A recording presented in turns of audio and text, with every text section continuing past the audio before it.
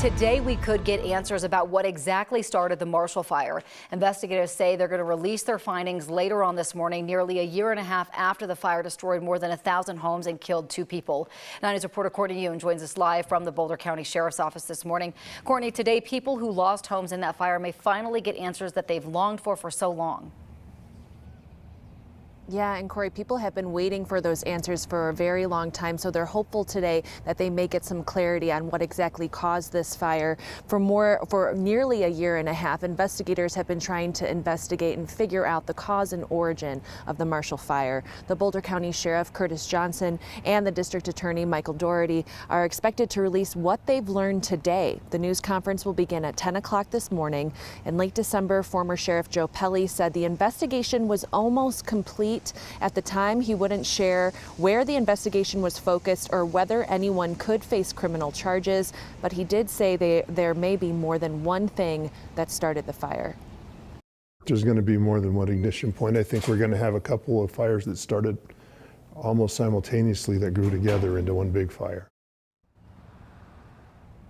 Among the possible ignition points are a fire on a property owned by a religious group and then a coal mine fire that's been burning for more than 150 years. We'll see what investigators have to say today, and we plan to bring you that press conference live on 9 News and 9news.com. Yeah, so many people want answers on that. Courtney, thank you.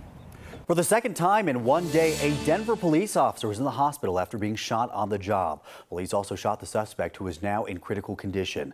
This started near MLK and Cherry Street around 7:30 last night. Police say they got reports of a gunshot. They say when they got there, a man took off on a scooter, then started running.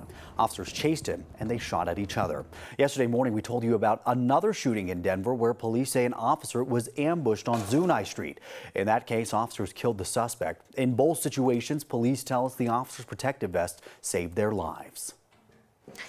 This morning, even more women are coming forward accusing this cardiologist from Denver of drugging them on dates. 16 women now say Stephen Matthews drugged them, and some of them say he raped them too. Matthews is now facing 34 felony counts.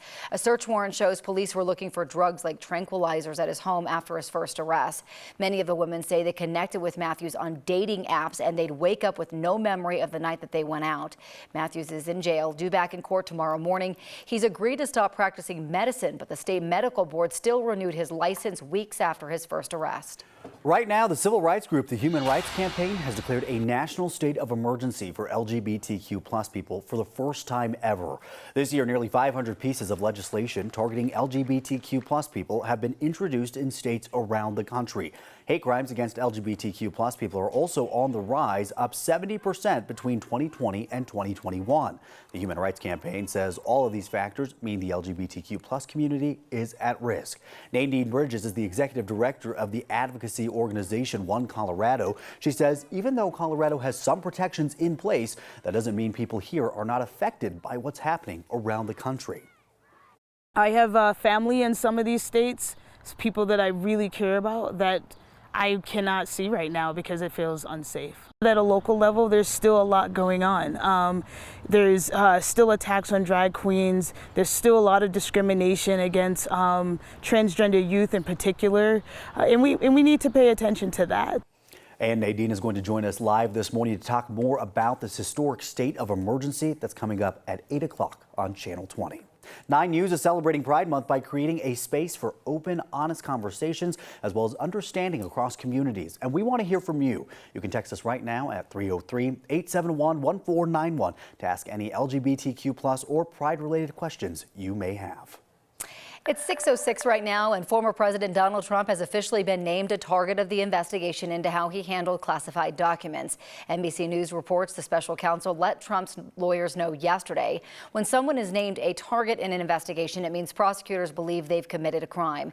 It usually happens before someone is indicted. At this point, it is not clear if or when Trump will be indicted in this case. President Joe Biden's plan for student loan relief is still in place, at least for now. Biden vetoed a Republican-backed bill that would have blocked it. The plan would give up to $20,000 in relief to people who qualify. He says 26 million people have applied or were automatically deemed eligible. But the future of student debt relief is still up in the air. Later this month, Supreme Court is expected to rule on 2 cases related to that plan.